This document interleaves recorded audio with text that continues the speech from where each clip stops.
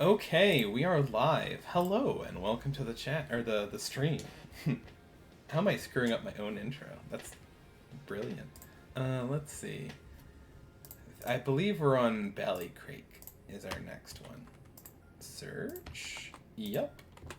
Ballycraic by Blind Wolf Golf. And we get to do a links one.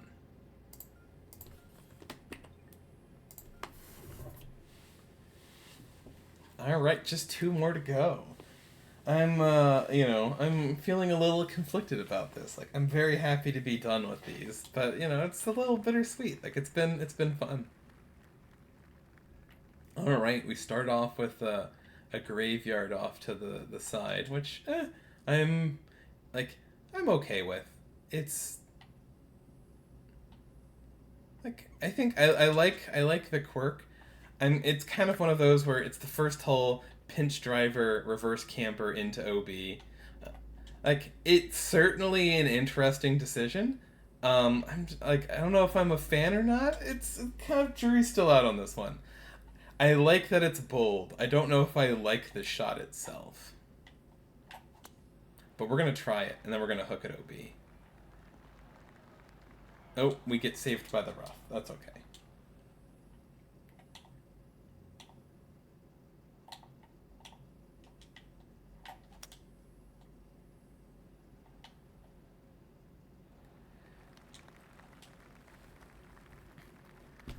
I will say, let's see, we'll do a quick fly around.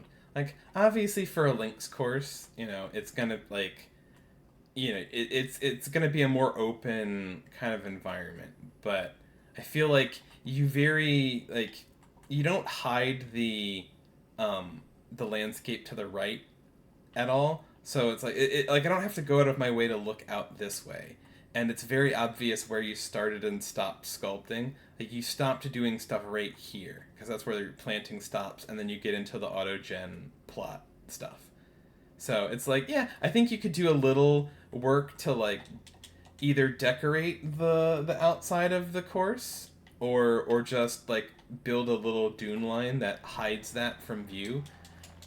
I think I would do one of the two, or even a little of both. Because you do a fine job on the environment inside the course, but then you kind of just let the player see the stuff that you didn't do. Um, I don't know if I like the clicks of autogen or the multi-plant rocks. Maybe not my favorite thing. They're a little dense and like I don't know if I like just a big rocks in your bunker thing. It's maybe a bit of a miss for me. I mean, I don't mind like kind of doing like more rugged bunkers where there's say grass planting on the edges and stuff. I think this is kind of a bit of a clunkier implementation of that idea, but I'm not opposed to it. It's just combining that with say uh, with the rocks in the bunker pushes it into like past the like I'm just not a fan to I think this is an issue. Also, green surface running straight into heavy rough, not really my favorite thing.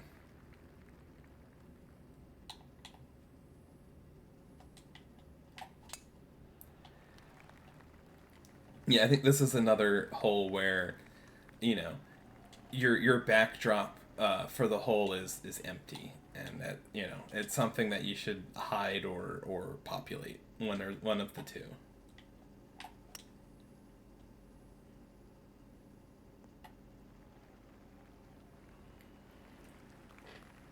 But again, it's trying to do some quirky things, which I appreciate. And we actually did get a couple links courses out of this contest, which is nice. But I also think that there's a number of courses that did like there's several links courses, and I think like a number of them kind of took the concept and did it better. All right, so we have OB around these rocks, and then kind of pop bunkers. Well, it's certainly difficult a tee shot. I don't again like out of the kind of quirky ones that we've done so far, like I haven't really been sold on any of them yet.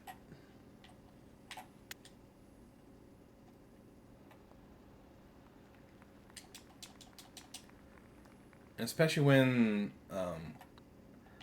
I guess like there really isn't like with all of the bunkers, there's not really a safe layback option on that hole anyways. And oh god, that's just bad putting. And with like a long enough driver, you can kind of blow it over all of the trouble to the point where it's like I think the safest play on that hole is just driver, unless there's like specific winds that prevent it. Then we kind of do the same thing again on the next hole, where you know, pinch driver, OP rocks on the left.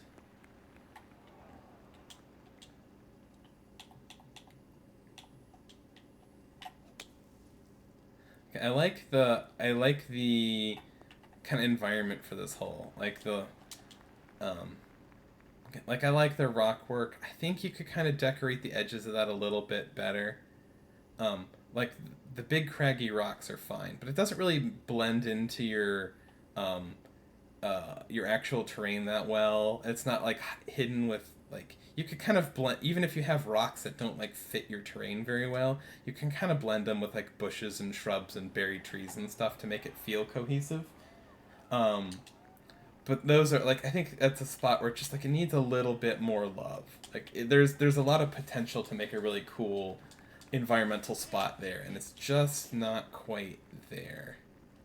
And then you kind of do the opposite of you have all like the little decorative like little planting, but I'd love to see some more big rocks incorporated into it. Like if you combined the environment work that you did on this hole and the last one, you'd have a really cool spot.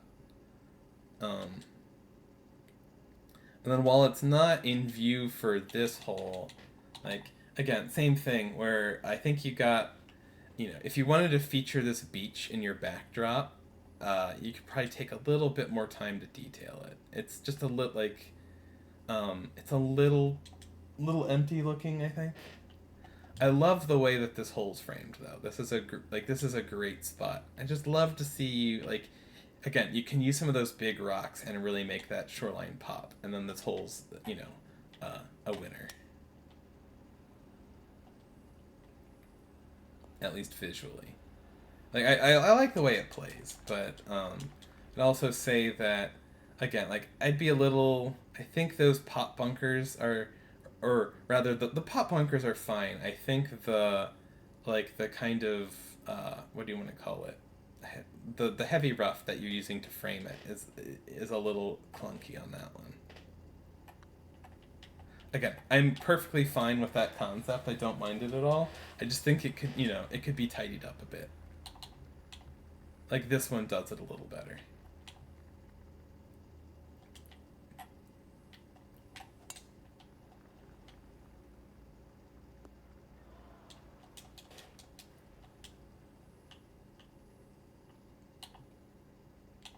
All right. Oh, it's funny. I just noticed that this one has light rough on it. I don't think a number of your other holes have had light rough on it, which to me is a big head scratcher. And you also have a little center line. Well, actually, all of your, um, okay, so this one has a light rough fringe around it that I'm accidentally looking at over here. But then, like, sorry, this is overly difficult. But like, there's no light rough fringe around this, and there's no light rough fringe around this. Again, like I think if you're going for, um, like, like if you're framing your pots with heavy rough like this, then I think I would scrap light rough a cut on this course, or use light rough for this entirely if you think you can make that work visually. Like if you have textures that are distinct enough from each other. Um, just the way you do it kind of results in just inconsistent surfacing throughout. And I just think it's kind of clunky. To me, it's kind of figure out how you want to handle surfacing and then just stick with it throughout. Like if you're going light rough on the edges of your fairways, make sure that you have that everywhere. Like you don't want, and I want to say because I certainly putted on one of the earlier holes. Yeah, so there are holes and spots where you have no light rough, and then a stretch where you do, and that just feels very odd. Like it wasn't an intentional decision. It was one where you like had toggled it on and either forgot to like turn it on for some holes or turn it off for others.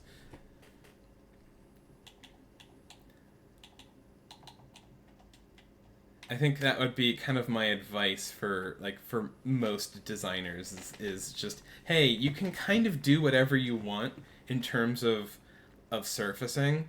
Like there's some setups I like better than others. Like again, I'm not a huge fan of green rolling straight into heavy rough, but however you decide to do it, just be consistent. Like if you like if you're doing like fairway surrounds for your greens, um well again, that's one I think where you can have a little bit of variation, but essentially it's just like if you're using heavy rough, use it at the edge of all of your fairways. If you're not using it, then do that on the edge of all of your fairways.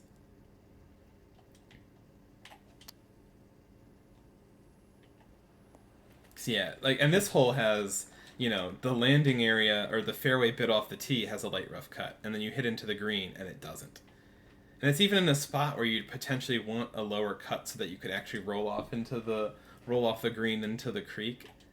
Again, I think that's a lot harder to do. I think you have to do like weird surfacing stuff to make that possible. Like I think you have to use water planes and things so that you can get light rough into the water or fairway into the water. But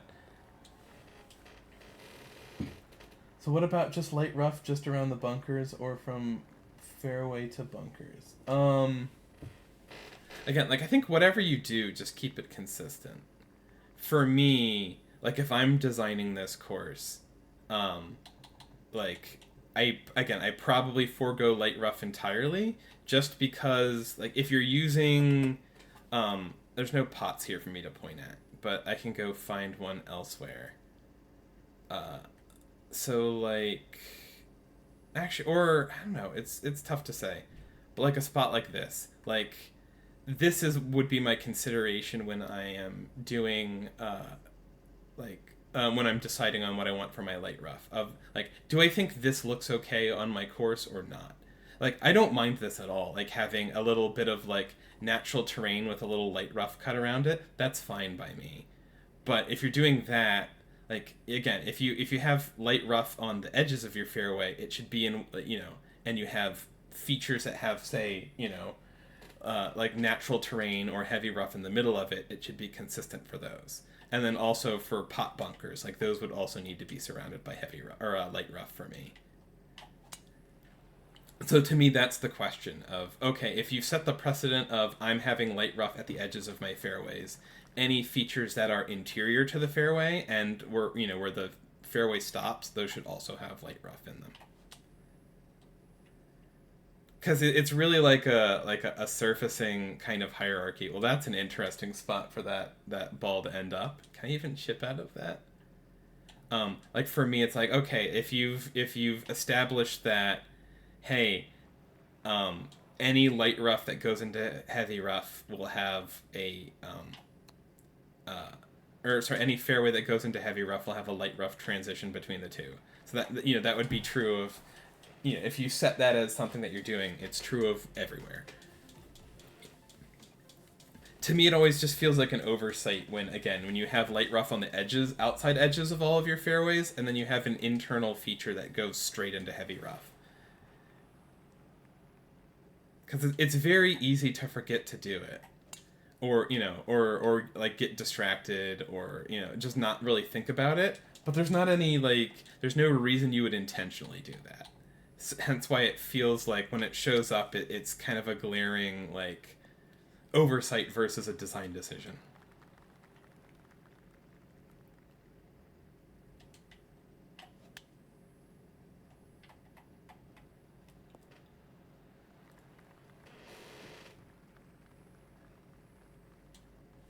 It's where this transitions from trying to create an in real life course yet react the way it should, but because of the game limitations or physics, the ball won't roll into a bunker through the heavy rock. For sure. Uh, I mean, that being said, like, a ball won't roll into a, like, if there's thick rough on, between a fairway and a bunker in real life, you have a lot of holes where it's not going to roll in the way you want it to. Um, and that's why, like, there's stuff like, I like this concept. I think the execution is kind of funky to the point where, I mean, I need a couple shots of this, but I'm wondering. Never mind. You can pull that shot off. It's fine. Again, it's a little awkward. Like, I think that's a very common theme on this course for me. Is it tries to do a lot of quirky, interesting things, and it certainly succeeds in making them interesting. But I don't know if I've liked any of the decisions yet. Which, like, not every quirky feature is going to be a hit. Like, there's going to be some misses for people, and everyone's kind of love of quirk is going to be a little different. Like, some people just don't like quirky stuff, and other people love all quirky stuff. But for me, just, like, I haven't found any of the, like, kind of standout, obvious quirky features that feel like they hit for me. And I'm someone who generally loves that kind of stuff. Like, they haven't outright, like, missed where I'm like, I hate this. But I haven't really liked any of them either, which is tough.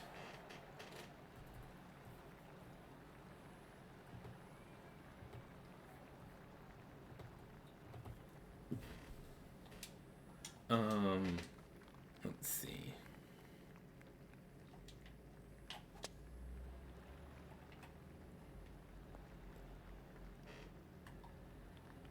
But yeah, I think this one is like there's some cool ideas in this one, but I feel like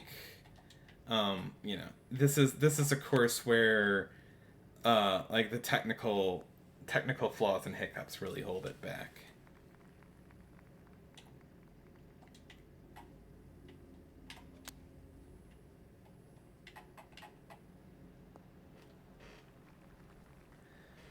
And again, like, it's not to say that it's a bad course. Like, you're not, there's nothing. Uh, Again, outside of, like, some ideas that just don't hit for me. Like, there's nothing egregiously bad going on in terms of, like, the golf or the ideas, but, like, it's a little hit or miss, and it also is just, to me, like, making a few, like, basic technical mistakes throughout, and it's just, again, um it's tough to be competitive in contests when you're making kind of, like, technical missteps, and, like, basically none of the other courses in the contest are. I mean, that's not quite true. They're like, but, like, the top half of the field, like, nobody who made the cut is making kind of, like, basic, or it has any, like, basic technical issues on it. And then we have, yeah, I was gonna say there's just a lot of question. So we have a light rough, the normal light rough fringe on the left side, and then an expanded one on the right, because you're trying to make it roll off into the ocean, I suppose. But it doesn't really go. I don't know. Like, I would just abandon that idea and just let it be consistent throughout. Like, you can't make the ball roll off into the ocean realistically. So yeah, like, it doesn't really function, and then it doesn't look good when you're trying to do it. Or, like, it looks clunky and it doesn't really serve the function it's trying to. So I would just scrap that one. Again, I'm not a big fan of that tee shot. It's, again, it feels just a little gimmicky. I love the second shot on this hole, but I think the same thing with, like, the other coastal holes. If it's inconsistent in light in its what do you want to call it?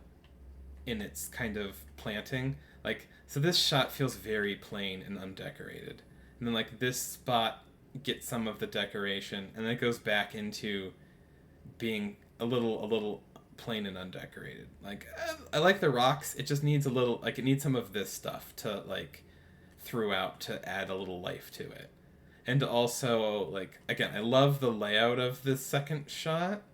Um but like you're on the ocean and your hull is like 2 feet above sea level. Um I think it needs a bigger coastline. It feels awkward when um, your playing surfaces are basically at sea level. Again, raising them gives you the opportunity to do bigger, more interesting cliffs on the outside that would really make this whole pop. And so it's like there's some potential in that hole, but the execution of it is a whiff for me, both in terms of like visually and then the way it plays.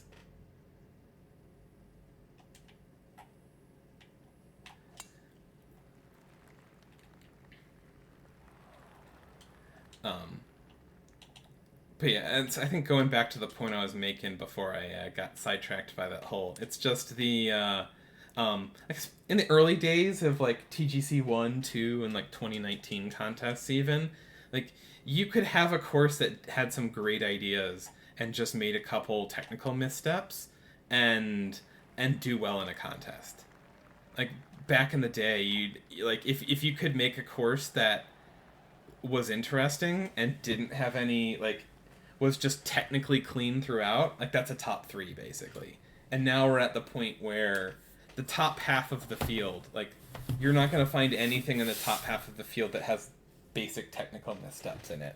So like it's just the level of polish has come up so high that it's just really hard for something like this to me that still has like some just like that aims for the shoots for the fences, like just comes up short in some spots to be really competitive because or at least like it came up a little short in playability in a couple spots and then also came up short in just kind of basic technical stuff.